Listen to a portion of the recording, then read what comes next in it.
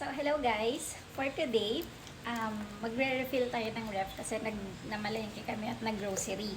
Pero bago yan, pagkabukas ko kasi ng ref namin, nakita ko ang linis niyang tingnan. Yung ref kasi, yung pinakaunang appliance, binili namin mag-asawa after our wedding. Kasi pang-stock ng pagkain, ganyan. So, syempre, talagang binilhan ko siya ng mga magagandang gamit sa loob. And isa sa mga binili ko, unang mga binili ko para mas mapanatili siyang okay, maayos, malinis, is ito, ref mat. Yes. Ganito yung itsura niya. Ayan.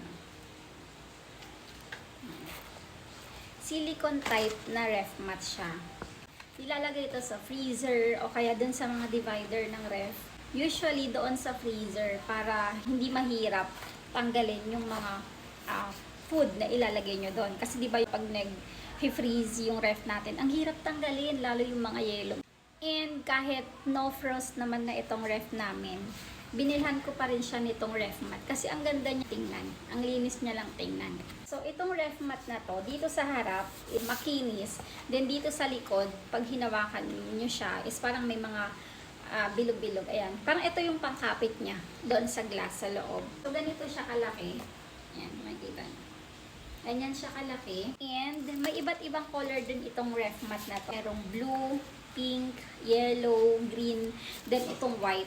Ito yung pinili ko kasi parang gusto ng mata ko, clean lang dun sa loob. Parang hindi masyadong colorful. Pero kayo, kung prefer nyo, girly-girly pink, or gusto nyo colorful, isang blue, isang yellow, isang green, di ba, isang pink.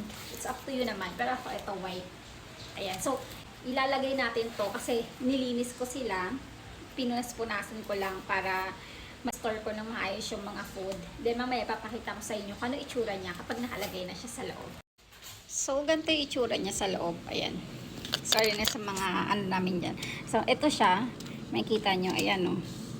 Ayan.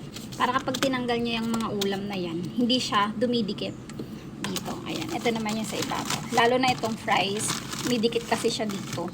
So, kapag may ref mat, mas madali siyang tanggalin. So, ayan. Then, sakto naman dito sa baba, hindi ko pa to na-refill. So, ayan. Ganyan yung itsura niya kapag wala pang nakalagay. Diba? Very neat lang siya. Kaya ayun guys, kung gusto nyo rin itong ref mat para sa mga ref nyo. Ayan. Lalagay ko yung link dyan sa comment section. Check out nyo na rin. Yan lang. Bye!